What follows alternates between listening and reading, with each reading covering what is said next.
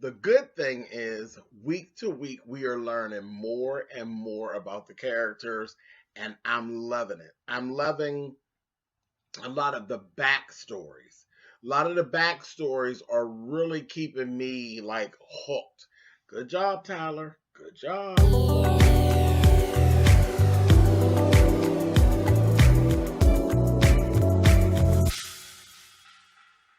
Hey guys, thanks so much for clicking on the video. This is my review for The Oval. This is season 1, episode 7. As I said before, a lot of the backstories are kind of coming flooding forward, and it's keeping me interested. And hey, I'm here for it. So first things first, my girl, Miss Victoria, honey, First Lady. We delve into her past. And I kept calling Max last week. I kept calling him Matt. I was just so goddamn going. It was like a kerfuffle with her going down on him.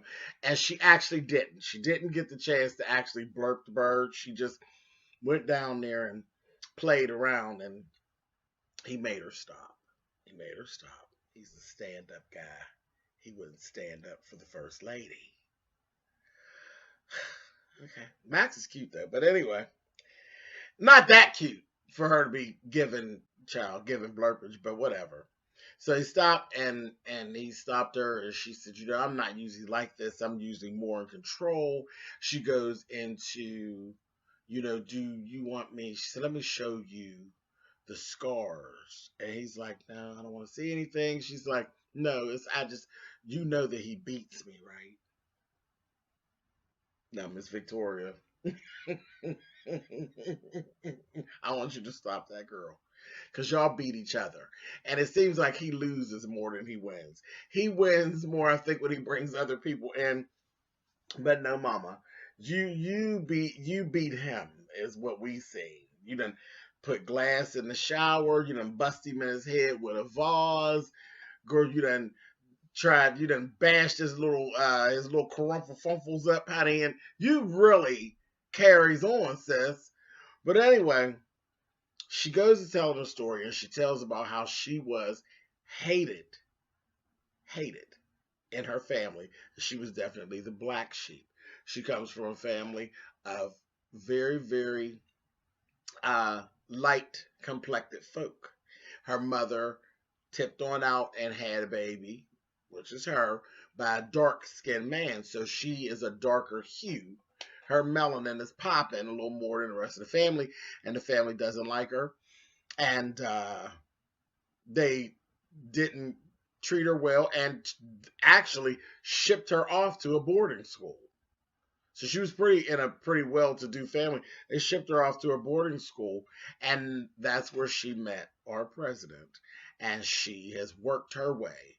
And they always say that. It's really, a lot of times, the works of the First Lady that actually puts that man in the Oval. You've heard that more times than not.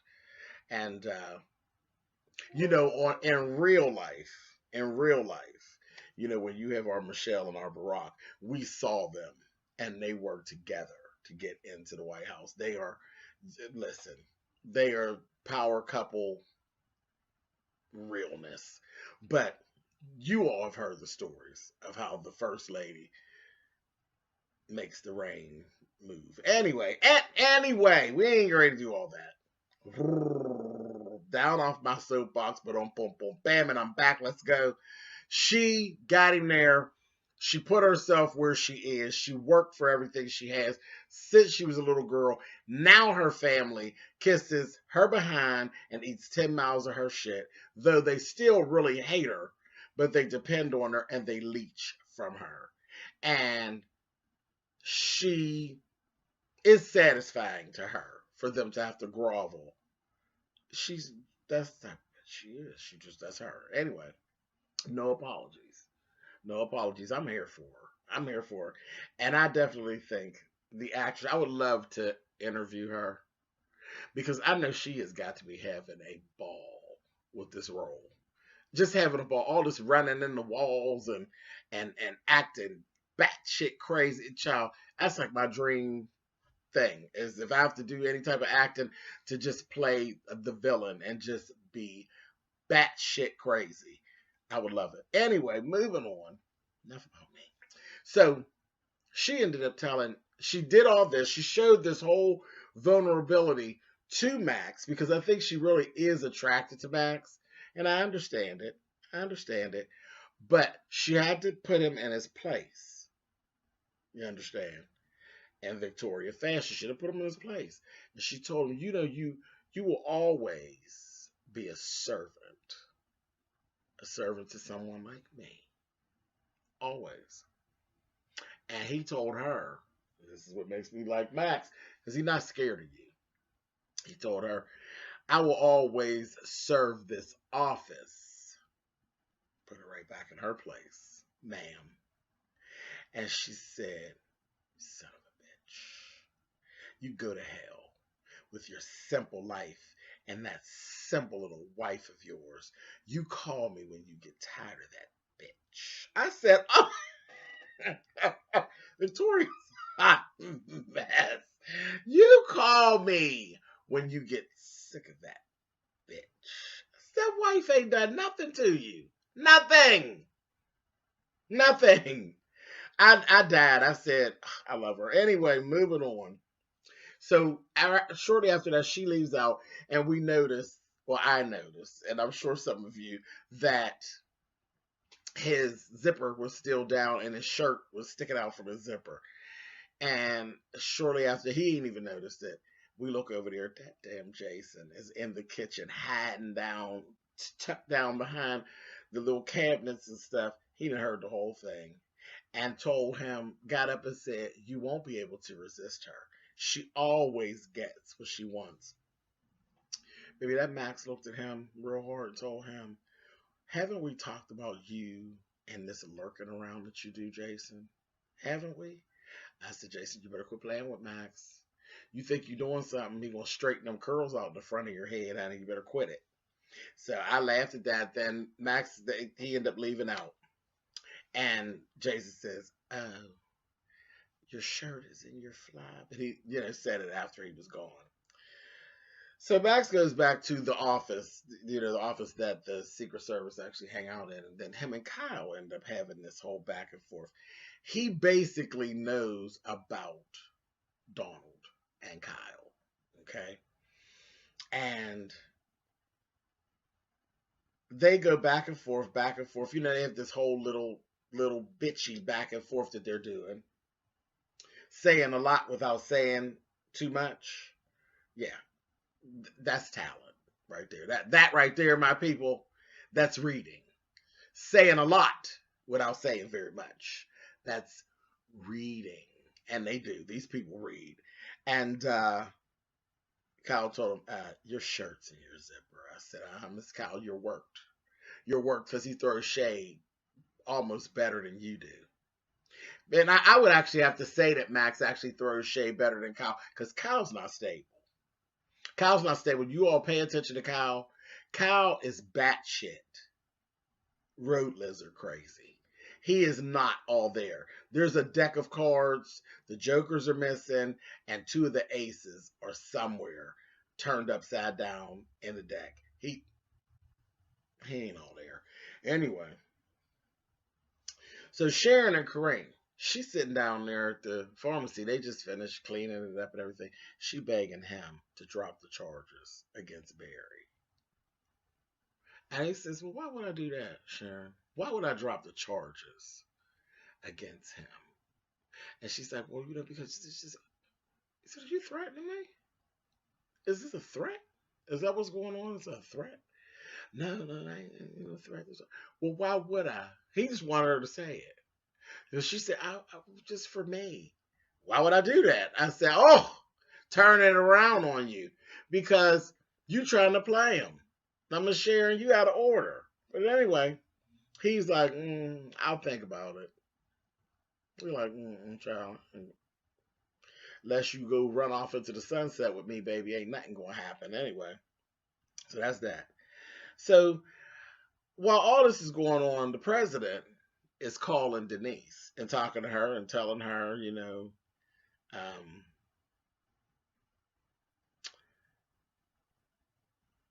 they talk about the little fight that they had and everything. She's telling him, she said, I ain't scared of her. I am not scared of her. But, you know, you need to let this go. I'm done with all of this. I don't want to be bothered no more.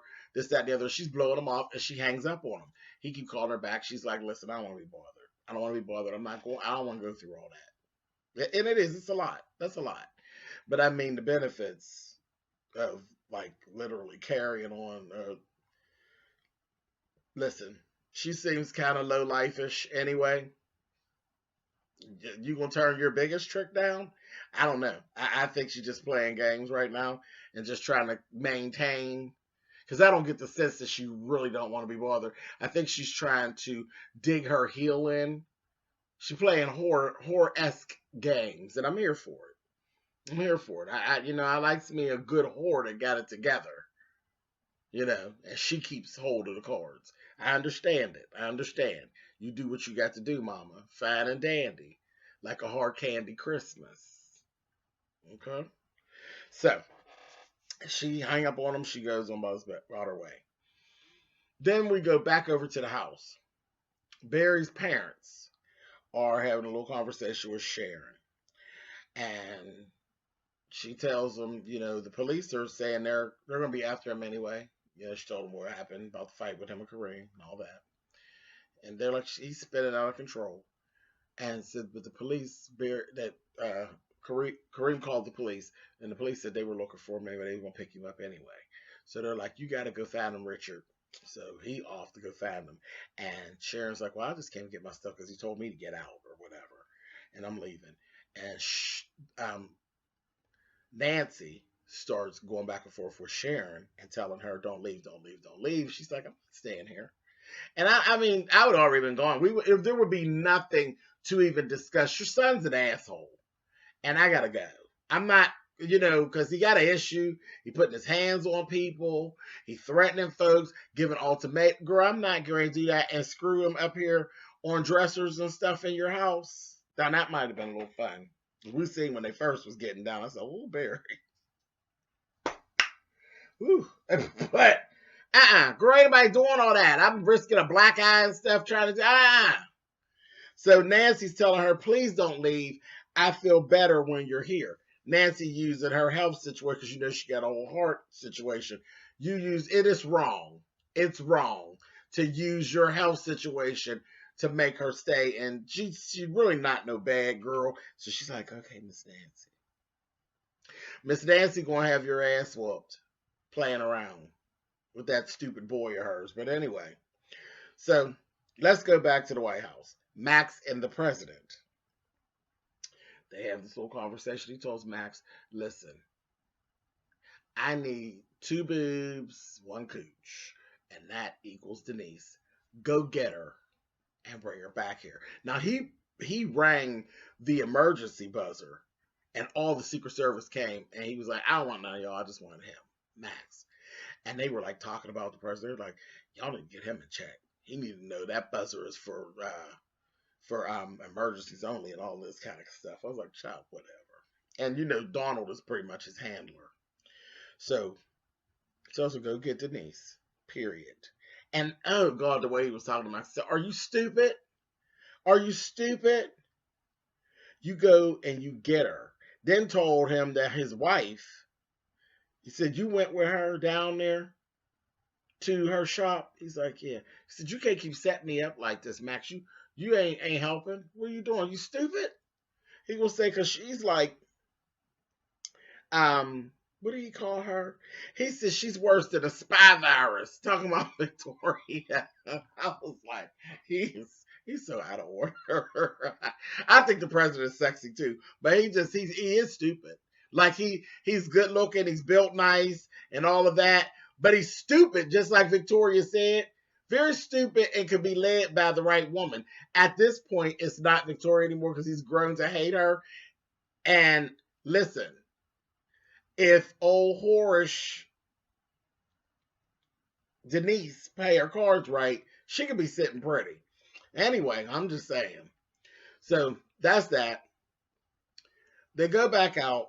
Max and Kyle have another little run-in. And Kyle gets to telling him, you need to get your friend and make him understand that that security buzzer is for emergencies only. And Max was like, you're starting to get on my nerves, Kyle. You're starting to get on my nerves, girl. And Kyle said, you are starting to get on my nerves. You better get your flunky.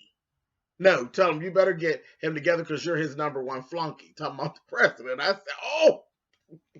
So I told they were throwing shade like two queens. Well, one of them is a queen. That Miss Kalisha's a mess. He's a whole mess. He running around there like a scorned woman, honey, and he's on the prowl. I said, Kyle, where's your broom? You ride the broom to work, girl? Because you got a whole lot going on, sis. He's a mess. Anyway, so the president and Donald have a little run-in, and he's saying, I need Denise here. I want to bang her out and all of that. And Donald's like, this is not time, sir. Don't you know that we actually have a cabinet meeting in like 5 minutes? I don't care about no goddamn cabinet meeting. I said, oh, this is the president, child. And it's something how life be imitating, art be imitating life, child. You got a president that's so into everything but what he supposed to be into anyway. Y'all ain't heard it from me, but boom, boom, bam, and I'm back. Let's go anyway. Kyle and Bobby have this run and see. Somewhere down the line, I got this feeling. Bobby, with your fine self. Bobby, did you bang Kyle out? I believe something happened. Either Kyle done blurped your bird or you done banged him out somewhere in the past and something just ain't right. Because she's giving you scorn woman too. She rolling up on you. Kalisha is rolling up on Bobby the same way he rolling up on Donald. And I said, now I'm getting a little uncomfortable now. Miss Kyle, you around here and your milkshake is done been to the yard with all the boys, is what it seems. Anyway, he come in there mad at him, telling him, get out, because he had just got this intel about Bobby and all this surveillance stuff and pictures of him sitting with old slick Lily and carrying on doing all this extra stuff with Lily that he wasn't supposed to be doing. He was just supposed to be following Lily. He wasn't supposed to be getting to know her. Getting to know you. Listen, Lily, you about to get Bobby all screwed up. So he told him, get out. He gonna say, what are you trying to do me like this? And they have this whole little lover spat. And that's what I'm calling it, a lover spat. And they going back and forth, and he told him, if I find out that you were with her, you won't get a chance to leave this city. I said, oh, my. And in the midst of that argument, Bobby also said to him, he said, you need to talk to me. Talk to me. He said, because I feel like you're having a meltdown. I feel like you're melting down. He said, and we can't go talk to a shrink because it'll go on our record. See, there's more to the background story as pertains to Bobby and Kyle. I think they've been through something where, like, I know they were at war together and stuff, so I think that's a lot of it, but I think it's even deeper. I still say there was some bird blurpage or some box banging going on, honey. My milkshake brings all the boys to the yard. I know what it looked like, honey. I've been in this game a long time, honey. Something going on or done went on. Might have been a old hot night or something, but Kalisha ain't letting it go. Bobby, you in danger, child. Anyway, so you see Bobby throwing pills back. Kyle done left out of there. Then Bobby called Lily on the phone. Calls Lily on the phone, tells her, listen, she's trying to do all this. He said, I ain't got time for all that. Don't matter about where I got the number from. I'm telling you this. Someone is out to destroy you, and I don't know why. Liar. Did not tell anything about the bathroom. There was no cameras in the bathroom. Don't tell anything about the cameras. You have no other choice but to trust me. I said, okay. All right now. Now we're getting good. All this is going on. Little Nasty She over there with her clothes off, down in the hood with P. He's like, okay, you need to go. You're here. She's going on and on. I don't nobody know I'm gone. She done called Jason back, pissed Jason off because she blowing him off again. And he's like, ain't nobody looking for you or whatever.